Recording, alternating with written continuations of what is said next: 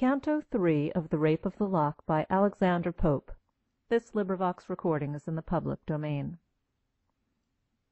Close by those meads, forever crowned with flowers, where Thames with pride surveys his rising towers, there stands a structure of majestic frame, which from the neighbouring Hampden takes its name. Here Britain's statesmen oft the fall foredoom of foreign tyrants and of nymphs at home. Here thou, great Anna, whom 3 realms obey, dost sometimes counsel take, and sometimes tea. Hither the heroes and the nymphs resort, to taste awhile the pleasures of a court. In various talk the instructive hours they passed, who gave the ball, or paid the visit last. One speaks the glory of the British Queen, and one describes a charming Indian screen. A third interprets motions, looks, and eyes. At every word a reputation dies. Snuff or the fan supply each pause of chat with singing, laughing, ogling, and all that. Meanwhile, declining from the noon of day, the sun obliquely shoots his burning ray. The hungry judges soon the sentence sign, and wretches hang that jurymen may dine. The merchant from the exchange returns in peace, and the long labours of the toilet cease. Belinda now, whom thirst of fame invites, burns to encounter 2 adventurous knights, at Omber singly to decide their doom, and swells her breast with conquests yet to come. Straight the 3 bands prepare in arms to join, each band the number of the sacred 9. Soon as she spreads her hand, the ethereal guard descend and sit on each important card. First Ariel perched upon a matador, then each according to the rank they bore. For sylphs, yet mindful of their ancient race, are, as when women, wondrous fond of place. Behold 4 kings in majesty revered, with hoary whiskers and a forky beard, and 4 fair queens whose hands sustain a flower, the expressive emblem of their softer power. 4 knaves in garb succinct, a trusty band, caps on their heads and halberts in their hand, and party-coloured troops, a shining train, draw forth to combat on the velvet plain. The skilful nymph reviews her force with care. "Let spades be trumps," she said, and trumps they were. Now move to war her sable matadors, in show like leaders of the swarthy Moors. Spadillo first, unconquerable lord, led off 2 captive trumps and swept the board.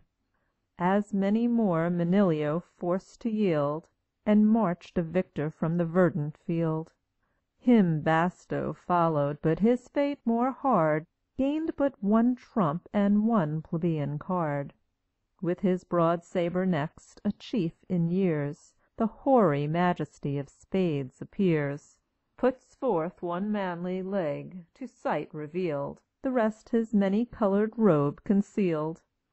The rebel knave, who dares his prince engage, proves the just victim of his royal rage. Even mighty Pam, that kings and queens o'erthrew, and mowed down armies in the fights of Loo. Sad chance of war, now destitute of aid, falls undistinguished by the victor's spade. Thus far both armies to Belinda yield, now to the barren fate inclines the field. His warlike Amazon her host invades, the imperial consort of the crown of spades. The club's black tyrant first her victim died, spite of his haughty mien and barbarous pride. What boots the regal circle on his head, his giant limbs in state unwieldy spread, that long behind he trails his pompous robe, and of all monarchs only grasps the globe.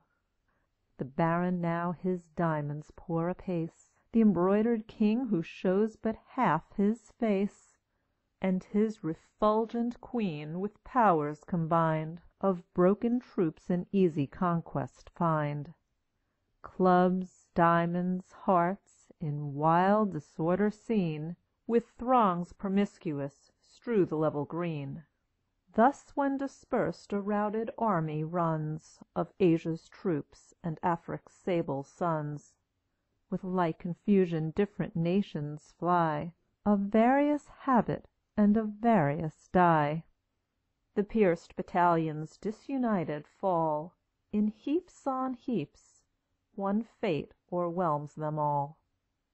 The knave of diamonds tries his wily arts, And wins, O shameful chance, the queen of hearts.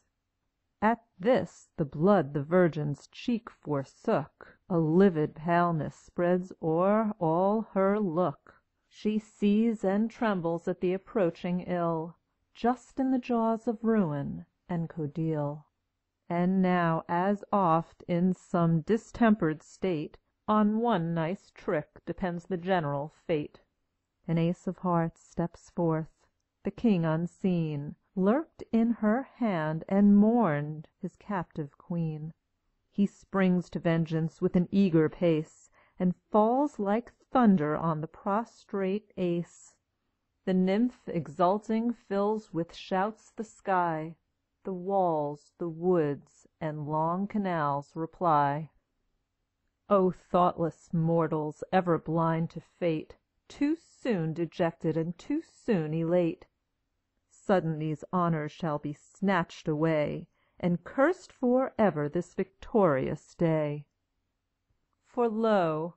the board with cups and spoons is crowned, The berries crackle and the mill turns round.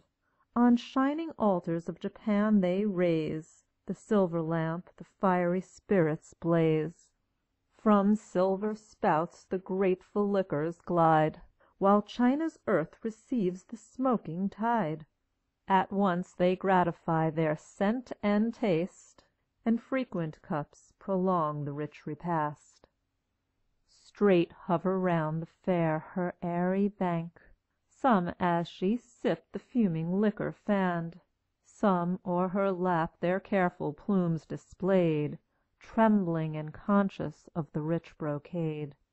Coffee, which makes the politician wise, And see through all things with his half-shut eyes, Sent up in vapors to the baron's brain New stratagems, the radiant lock to gain. Ah, cease, rash youth! desist ere 'tis too late! Fear the just gods, and think of Scylla's fate. Changed to a bird and sent to flit in air, She dearly pays for Nisus's injured hair. But when to mischief mortals bend their will, How soon they find fit instruments of ill! Just then Clarissa drew with tempting grace A two-edged weapon from her shining case. So ladies in romance assist their knight, Present the spear, and arm him for the fight. He takes the gift with reverence, and extends The little engine on his fingers' ends. This just behind Belinda's neck he spread, As o'er the fragment steams she bends her head. Swift to the lock 1,000 sprites repair, 1,000 wings by turns blow back the hair, And thrice they twitched the diamond in her ear, Thrice she looked back, and thrice the foe drew near. Just at that instant anxious Ariel sought The close recesses of the virgin's thought. As on the nosegay in her breast reclined, He watched the ideas rising in her mind. Sudden he viewed, in spite of all her art, An earthly lover lurking at her heart. Amazed, confused, he found his power expired, Resigned to fate, and with a sigh retired. The peer now spreads the glittering forefex wide, T' enclose the lock, now joins it to divide. Even then, before the fatal engine closed, A wretched sylph too fondly interposed. Fate urged the shears, and cut the sylph in twain, But airy substance soon unites again. The meeting points the sacred hair dissever From the fair head for ever and for ever. Then flash the living lightning from her eyes, And screams of horror rend the affrighted skies. Not louder shrieks to pitying heaven are cast, When husbands or when lap dogs breathe their last, Or when rich china vessels fallen from high In glittering dust and painted fragments lie. Let wreaths of triumph now my temples twine. The victor cried, "The glorious prize is mine!"